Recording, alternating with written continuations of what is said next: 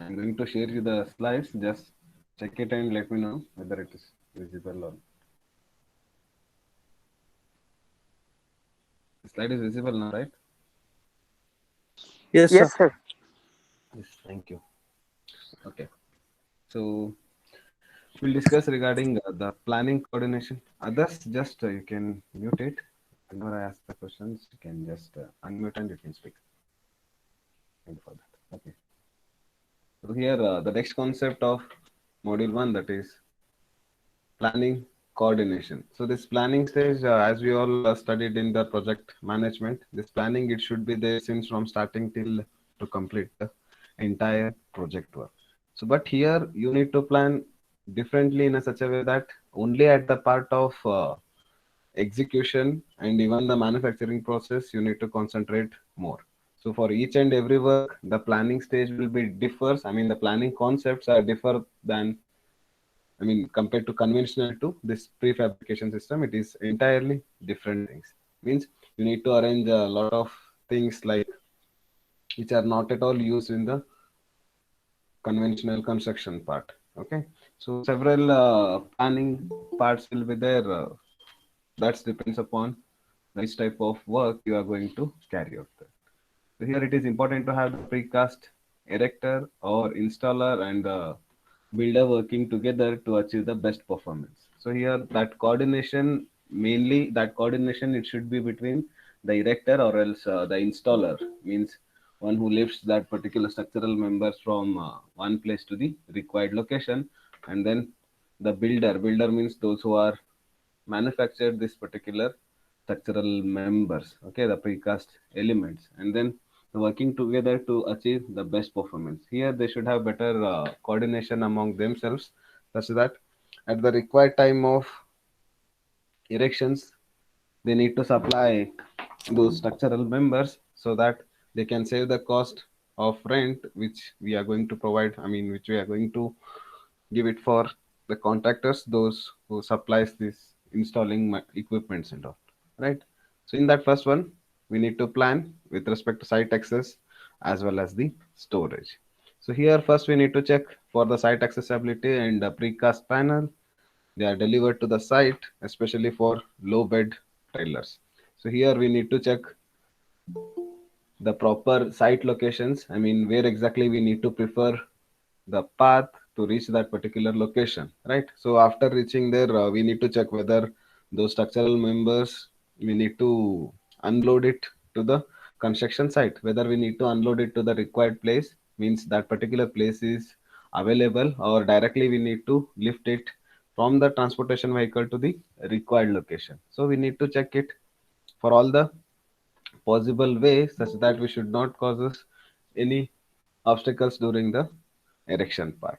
And even we need to check for the delivery of the precast materials whether it got damaged because of various aspects like I said, while transportations, the de-stresses may get causes and the cracks may get appears. So we need to check, especially for the low bed structural members. Okay, so because they are going to store that one above the other by maintaining certain gaps, and when the de-stresses applies or when the sudden curves comes, that time what it happens, that entire load which is going to come on the adjacent structural members. And here with respect to the jerks or road humps or bad condition of the road works, that may causes the low bed structural members, I mean the cracks for the low bed structural members. And here we need to check whether the adequate space for temporary storage before installation and even the ground conditions. We need to check whether the particular space is available for the construction storage in the construction members for the storage purpose, and even we need to check for the proper working radius of the equipments whether it can be easily movable from one place to other place or not. And even we need to check the ground conditions, that ground conditions it should be even in its surfaces.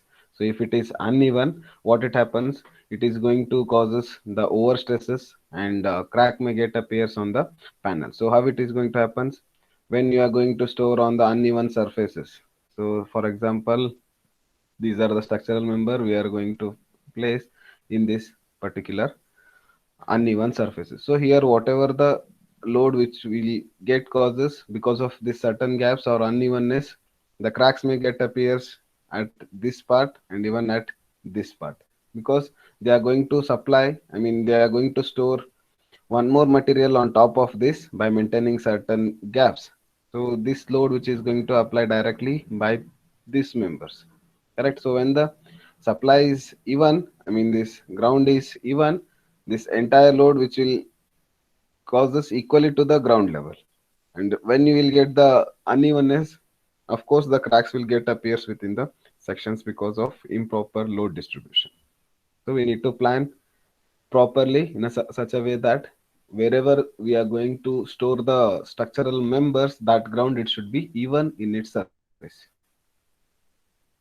And then with respect to the site access and storage is over, and then the next planning, that is the arrangement of the crane. So first, with respect to basic parts, I mean the with the general thinking, we need to decide the structural, I mean the erection equipment such as cranes and all depends upon which type of structural members we are going to erect, whether it is horizontal member, whether it is a vertical members, or what about the load, right? So each and everything we need to fix, and then we should select which type of crane we need to consider for the erection purpose.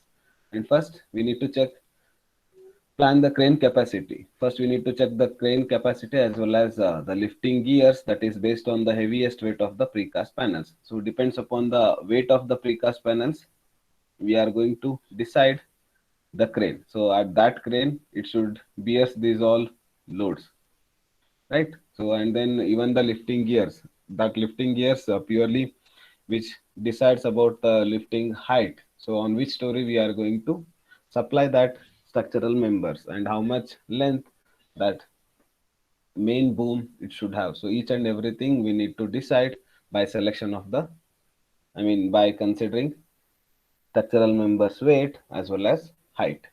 Okay, and then lifting heights. So we need to check the lifting heights. So lifting height means in this diagram, just you can zoom it and then you can check it from the ground level to where exactly that boom which going to hold that structural members, that particular point here. So this is the lifting height. So depends upon the site accessibility, we need to check whether this particular crane which is feasible for this much height or not. And then depends upon the lifting height, we need to decide which type of crane we need to consider. Okay, and then the working radius.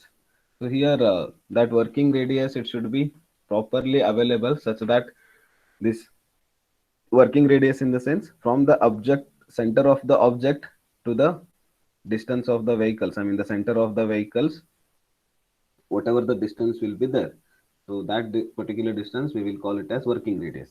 So this working radius it will be entirely available throughout this equipment. I think this part is not available.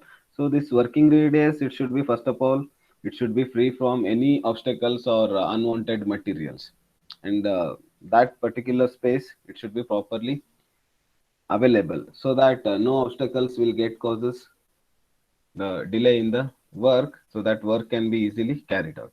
And adjacent buildings and all here might be some other buildings may there, so that one we need to concentrate more such that it should not, that working radius, I mean within that working radius no obstacle should come, either it is buildings or adjacent structures or any storage materials, whatever it is, means that purely working radius it should be free for the erection purpose.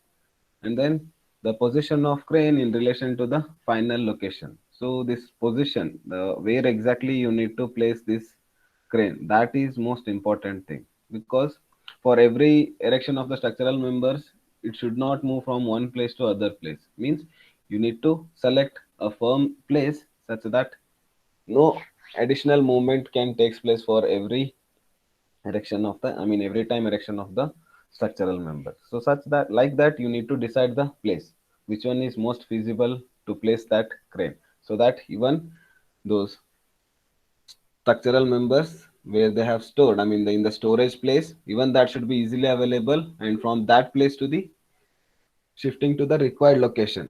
So that one it should also be feasible to erect. So like that we need to select the location, I mean the final location of this crane. Okay, so this is arrangement of the crane, and again we need to consider the different equipments other than the crane. So you can use boom lift as well as the scissor lift. So this one we can call it as scissor lift, and here this is the boom lift. So where when you are having a small weight structural member, so that time no need to bring crane for that particular works. So that one you can shift it by using these lifts only. I mean this is boom lift and this is scissor lift. Just they are going to place the minor structural elements within this section, and then they are going to erect this one to the required location. This is only feasible for smaller stories buildings. Okay, and then after this, might be you have seen these types of build equipments in various aspects. And then this lifting gears means here these are the actual lifting equipments what we can call. And for this again we can use different types of equipments such as lifting gears also. So once you fixed I mean these are the gears specially used to connect from crane members to the structural members. So these are the additional members what we can prefer. So depends upon the type of hook or depends upon the type of joint which is available. So based upon that we can decide which type of gears we can use there. Okay, and here in general term for any equipment it can be used just to lift the loads, any loads they can consider. So depends upon the weight of the structural members and even the type of hooks provided for that. You can prefer any type of lifting gears for that. You can see different types here. Just you can zoom it to your screen so that you'll understand how exactly it will be there.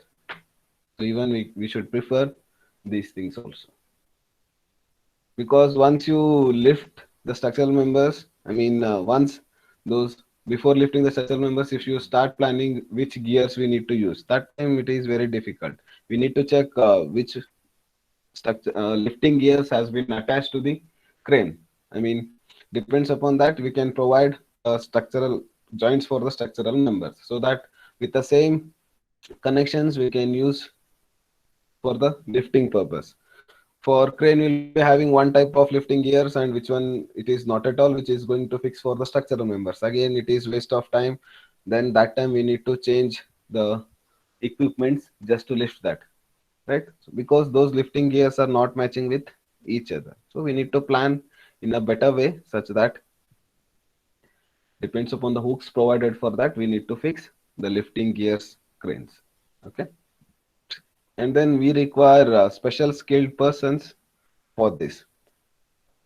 You can consider the competent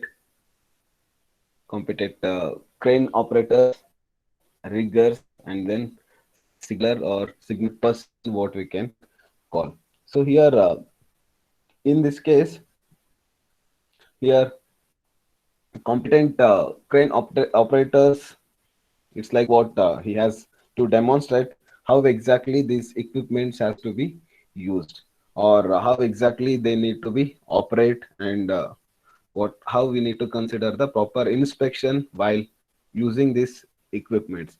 And even that operators, I mean the competent crane operators, they are going to suggest or they are going to maintain a specific machine. Means how exactly they need to work, how exactly they need to maintain it, everything they are going to, they will be having certain knowledge in that. And in one case, a particular employer, he is going to be hired a certified tower crane operator just to operate these types of the cranes. Means he should have certain certificates, I mean certified category persons just to use such people before using these equipments. Means they should have certain skills in their knowledge part. And then however the particular employer, they did not require the operator just to demonstrate whatever the competence they are having just before using the crane part. Okay, these are the skilled persons of the competent crane operators. And then moving on to the next part, a rigger. So here, rigger means what? Here you can see this person. He is going to join these particular connections, right? And then he's like a skilled trade person who specializes in the assistance of manual mechanical advantages of the devices they are comprising fully. So these are the connections between the structural members to the crane, right? So these connections it is provided by the rigger, right? And then depends upon that signaler person, he is going to move these structural members, because here what he is going to suggest, this particular signal person, he is going to give the signal to the crane operator. Clear? The main application of this signal man, that is, he is going to give the directions to the crane operator. So depends upon the crane operator, this rigger will move that particular member. Okay, and this rigger, he is going to give the directions to the signaler person. So depends upon his signals, he is going to give the proper directions to the crane operators. Okay, so even we need to select a skilled persons, those who are much specialized in such erection parts. And then the general considerations for crane selection. So before selecting the crane, what we need to consider the most? Here, first we need to check the total lifting weight. Depends upon the weight, whether that much weight this particular crane is going to be resist or not. So that resistance capacity of the crane also we need to check, depends upon the weight of the structural member. And then the crane model. So which model they are going to use, whether they have properly maintained or not, right? And even which type of crane they have used, whether it is a mobile crane, whether it is a tower crane, or different types are available. So which one is most feasible, that model we need to consider for our work. I mean, depends upon the application of that crane, we need to select. And major things with respect to the technical parts, that is crane safe working load. Means that crane which is going to carry certain loads by even by including the self weight of its. Okay, that one we need to check, and based upon the 15% of the capacity build, that is with the factor of safety 1.33.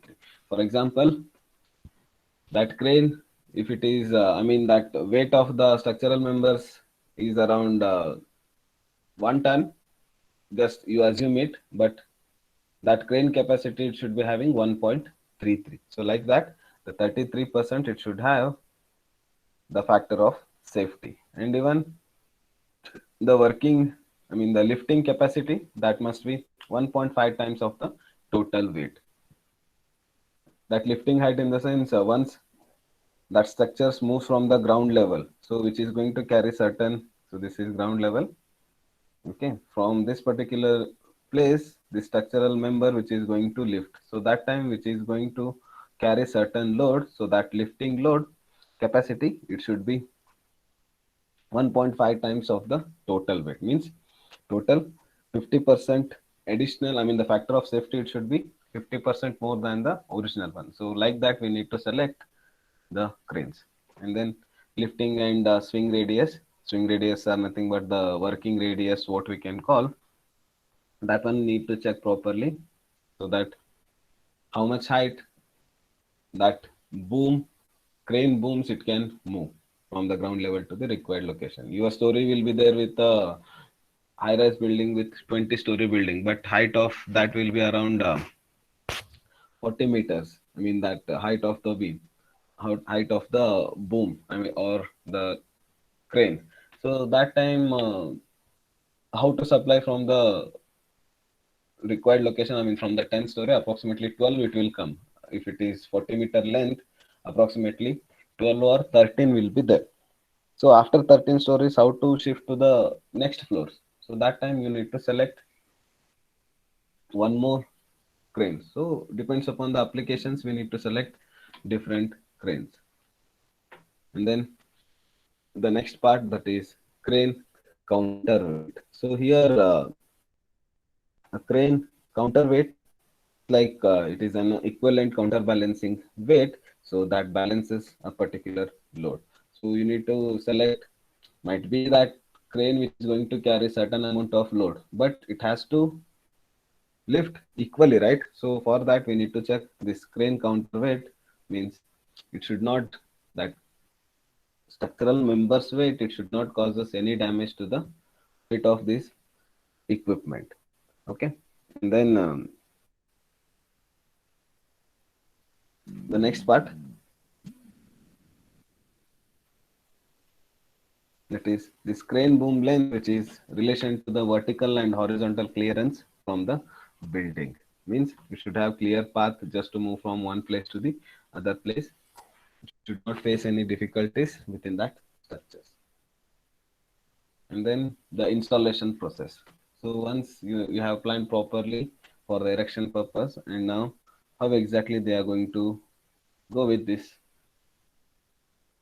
installation process. So in this again they have given the various parts, that is installation of vertical components. So installation of vertical components that consists various structural members like columns, and then the wall panels, right? So those are considered as the vertical components. So here in that first point, verification of delivered panel. First we need to deliver, first we need to verify the structural members soon after delivering to the construction site. So what you need to verify, which points you need to consider. Okay, once it's got delivered, you need to check whether those dimensions are correct or not. The first thing what you need to check, and then they are going to mark on those structural members as per the design concepts. For example, C1, C2, that is given with the name column 1, column 2. As per the notifications, whatever they are going to give, or the any, you can consider any points which is the identification parts. As per the given design, they need to provide those structural members name on that, and then they need to check whether because of any distresses during the transportation, whether any cracks got applied on the structural members or not. So that one also you need to check soon after delivering to the construction site. And you need to count the number of the structural members, how much it got delivered. And then as per that, you need to install or store the required location. And then that surface finishing conditions. So once it's reached, even you need to check the surface finishing conditions. It should be smooth enough to resist any other additional stresses on that, and even if any damages and all got occurs, they need to verify it once it's installed on top of the construction, because the major damages or scratches may get appeared only during the transportation process. So we need to check those all things once it's got delivered, and even we need to check the proper dimensions, because any changes in the dimensions or anything, the additional part or lesser part, what we can call, that is going to give a much heavier work just to after the revision parts. For example, if the dimension got changes, for example, the wall panel height, it is 3 meter. Just think the wall panel height is 3 meter, and they have given 2.9 meters wall panel. Might be that point one they have got missed, or somewhere in the manufacturing it's got damaged, or it's got done with a mistake. So that point one, that causes a lot of inconvenience for that structure. So again they need to fill that particular gap with adhesive materials, and that should give the proper binding between that member to the required member. And then that is like again the additional causes. So here whatever the gaps they are going to provide, if it is less, then it's fine, 2.9. If it is more than this 3.1, then again you need to cut that, right? So many other difficulties they may feel. So they are not going to do that much big mistake from 2.9 meter to I mean 3 meter to 2.9 or 3.1. That particular tolerances part will be there. So only 3 mm, 4 mm, if you have done less or more, it can be manageable by filling that one with grouting materials. Correct? So if it is more than that or less than that, that feels very difficult. So that tolerances, it will be there only with in terms of mm, that to less than 5 mm. Okay, so for particular structural members, particular tolerances they have given, that one will be discussing when that part will come. Okay, so we need to check even the dimension compliances and reinforcement provisions and even the position. So various additional equipments have been comes. So by using that, we can check where exactly they have placed the reinforcements and which type of steel reinforcements they have used. I mean, diameter of the reinforcements, the spaces, the gaps between, I mean, the spacing between one bar to other bar, and then the reinforcement stirrups, each and everything they can check, even though it's already constructed. Okay, because the clients and all, they can't go and check each and every member that which type of reinforcements they have provided, which diameter bar they have used, right? So once if it is arrived, you can check even the reinforcement provisions and even the positions. For that, you are having certain equipment, that is rebar locator. So think that, so this is a structural member consisting of the reinforcements, correct? So which you can't see directly, clear, it's already constructed wall, might be it is having some reinforcement. So now we need to check which, I mean, the diameter of this bar. So for that, certain equipment will be there, that is rebar locator. So that rebar locator, it will be like this type of instrument. So once we start moving this equipment on the surface of this wall panels, so where exactly this bar will come, it starts beeping, right? So it starts beeping with a certain light, so that time you can consider, yes, we have one particular bar at this part, you can mark that. And then similarly goes on moving on this particular position, you will get one more bar dimensions here. So you are going to mark here, right? So once you marked, you will come to know the dimensions. I mean the gap between one bar to other bar. That one only what we can call spacing, right? So like that, even though after the construction part, you will come to know where exactly those bars have been placed, and on top of that, even you can measure the diameter of those reinforcements or steel bars. That one also you can check. So that one, like, even we can check with respect to the reinforcements. And then the architectural detail compliances. So here, this architectural competences, in the sense what, it's just like review part. So in this review part or scrutiny part of the compliances, a specific project or we need to compare with the established architectural criteria. Means here that compliances we can check it with the other parts, or else just we need to check with the given design concepts which one we have preferred for the design, and similarly they have constructed as per the architectural designs or not, that one we need to check. Okay. And then setting out. So here setting out in the sense, while the installation process, we need to check the panels delivered for the marking. So on top of the structural members, they are going to mark. For example, this is top view of a column, right? So here they are going to check, I mean, here they are going to provide the certain markings, right? So from this particular locations, we need to place on that part, and even to check the panels delivered for marking, lifting, and hook end connections. Here we need to concentrate more on the marking part, and even the lifting, where exactly we need to provide the hooks and which type of lifting gears we need to use, and then the other conditions and all. Means in the construction locations, you need to mark where exactly that structural members will come and place. So this one we need to decide it before installation process itself. So on top of this mark only, we need to place that members. Okay. So that marking and all, it can be done in various forms, such that no additional space it should get consumed. Means once if you made certain mistakes while providing the marking and all, that is going to give the lot of alignment changes and all once you installed that.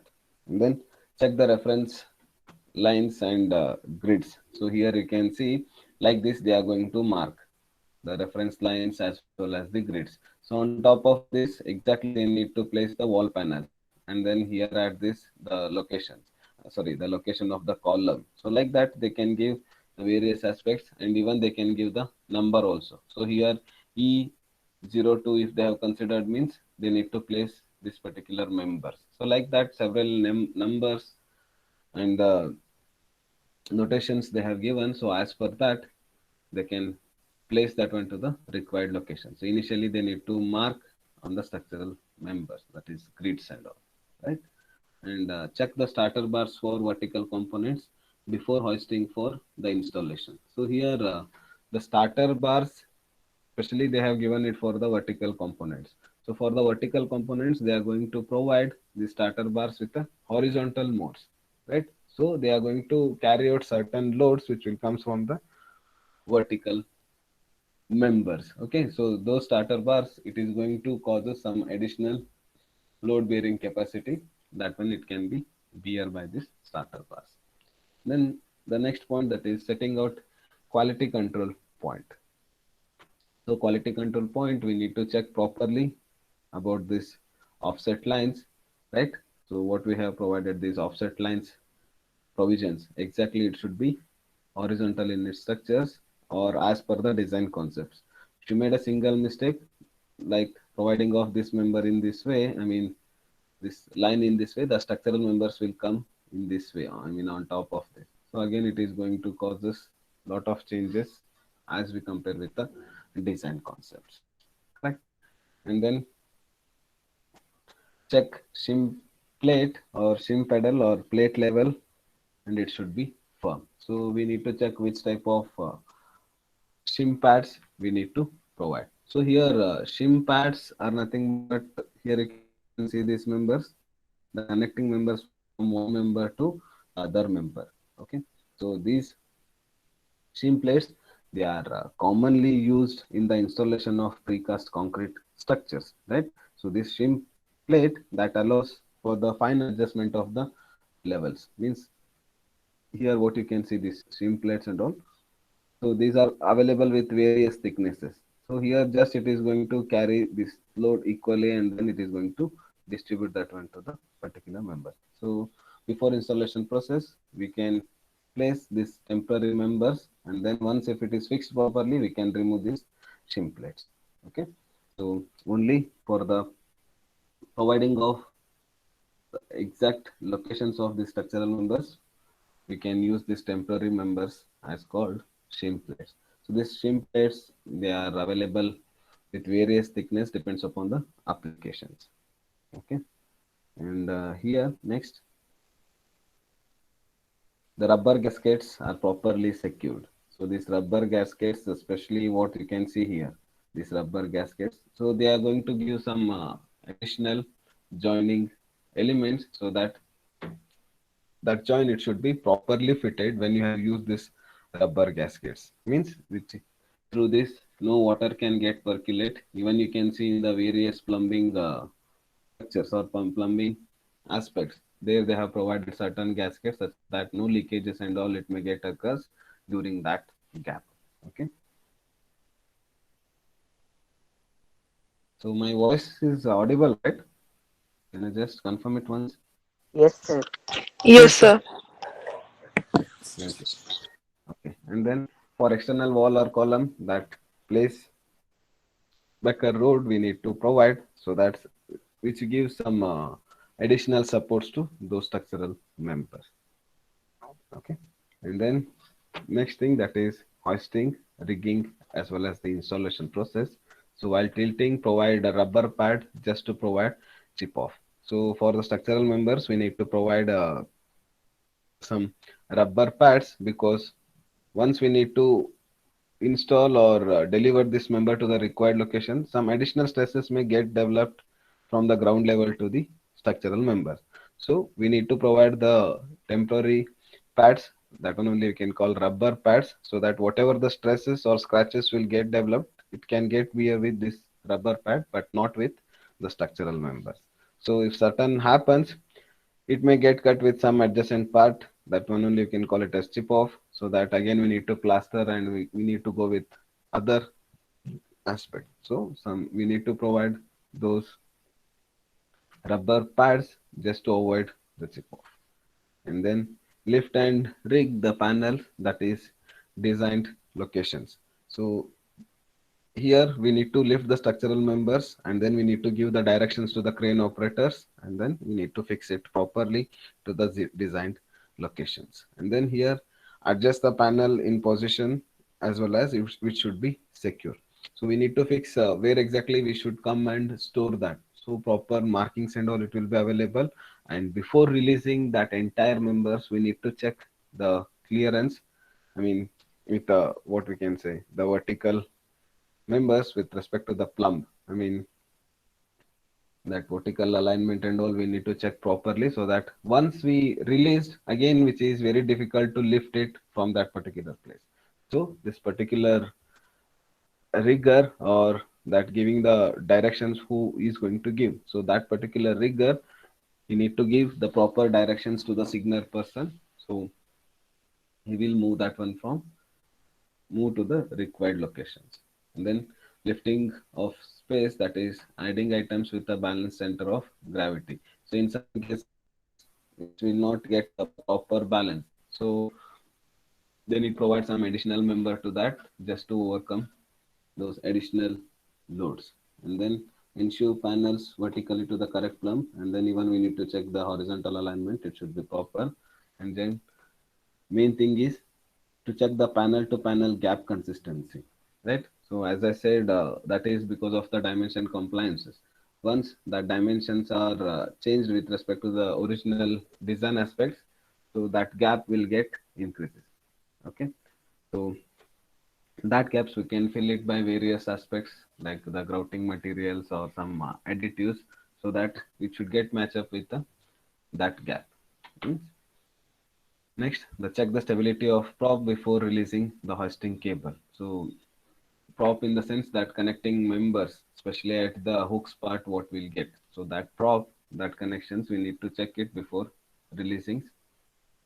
Okay, and then the grouting works. So here in this grouting works is nothing but what? So this grouting works, it can be filled by various materials like mortar, cement paste, or else by using some additives. So why we require these materials? Grouting means what? So gaps and all, usually it will get occurs in the prefabrication concept. So that gaps, it can be filled by these grouting materials. So with some additional pressure, okay, because it should reaches that entire gap connections wherever it will be available. Correct. For example, the connections between column to slab. So once you fit with the various connections, different types of joints will be there. So once you fill that, of course, the gap will be available, right? So when you have constructed the structures on top of that, so that time which is going to consist certain loads. So because of that loads, if the gap is available with it any filling ability of the materials, that time which is going to cause a certain stresses on the adjacent structural members. Clear? So we need to fill that gaps by using this grouting work. For that, prepare and apply the non-shrink mortars just to seal. We need to fill the materials which should be non-shrink. So non-shrink in the sense that volume of the member, it should not be reduced because of various aspects like load, like changes in the temperature, or you can consider any other aspects. So it should consist the same volume even though the various changes which is going to affect on that. So even though with the so many effects in the factors, it should not changes its volume. So we need to use such non-shrink mortars to fill that, because once you fill that and after certain days, that particular mortar, if it got shrinks or the change in its volume, what you can see. So again, that is going to cause a certain de-stresses on the members, and then the cracks will get appears.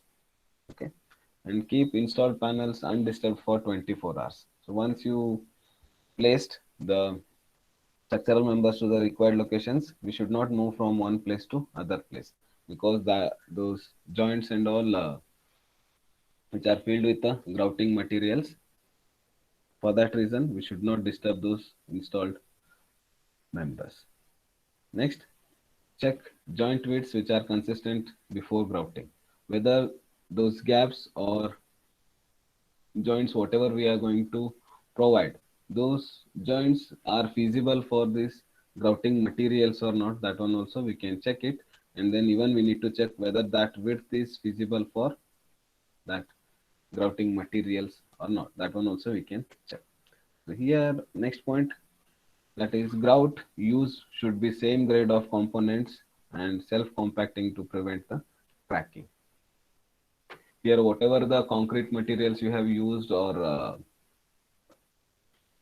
the design what you have followed, the same design concrete has to be prepared, or this grouting materials has to be prepared, so that it should get matches with that adjacent structural members. For example, the gap between column and beam, right? We need to check the grade of the column, and even the concrete grade for the column and concrete grade for the beam. And then adjacent to that, we need to prepare the grouting material so that it should get matches with both the grades of the structural members, right? And even it should be self-compacting, such that gap, in the sense we cannot use any vibrators or any needles just to compact that. It should be self-compacting in its nature, so that with some additional force we can fill that members.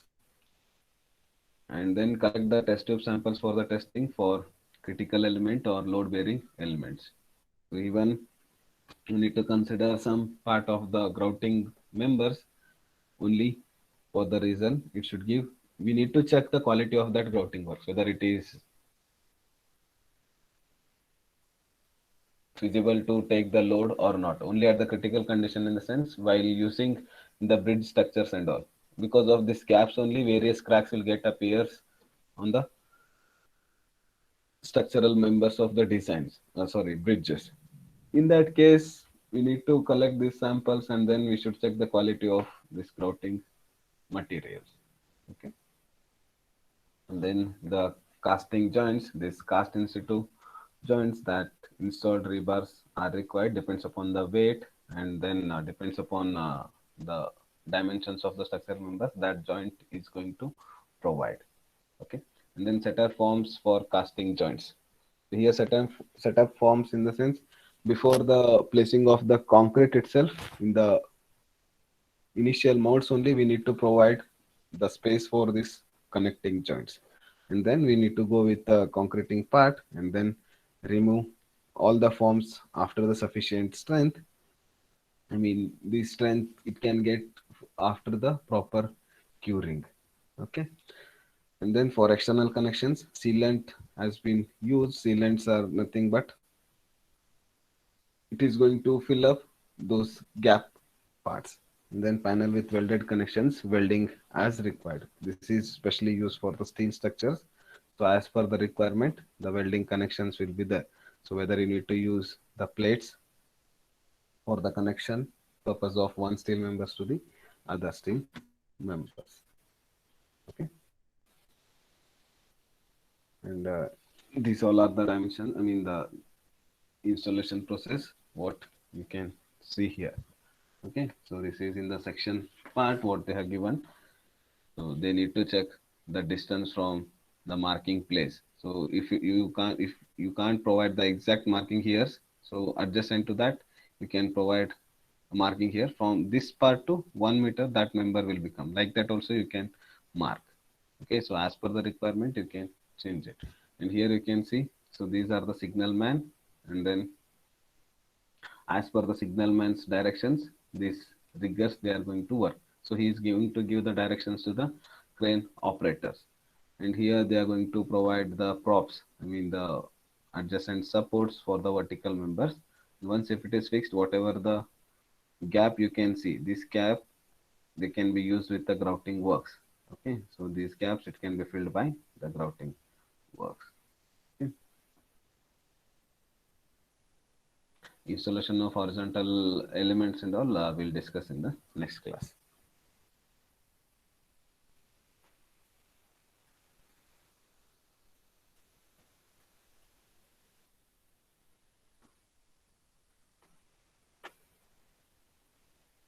Yes. It looks good to see the class strength as 17. Yes. Was the session? It's understood whatever the concepts we have discussed. Yes, sir. Yes, sir. Yes, sir. Yes, sir. If Yes, you sir. are having any doubts, just you can put me a message in the chat box, else just you can raise your hand. There is the option raise hand. If you not understood any concepts, please let me know. If everything is clear, then just place your name and USN in the chat box.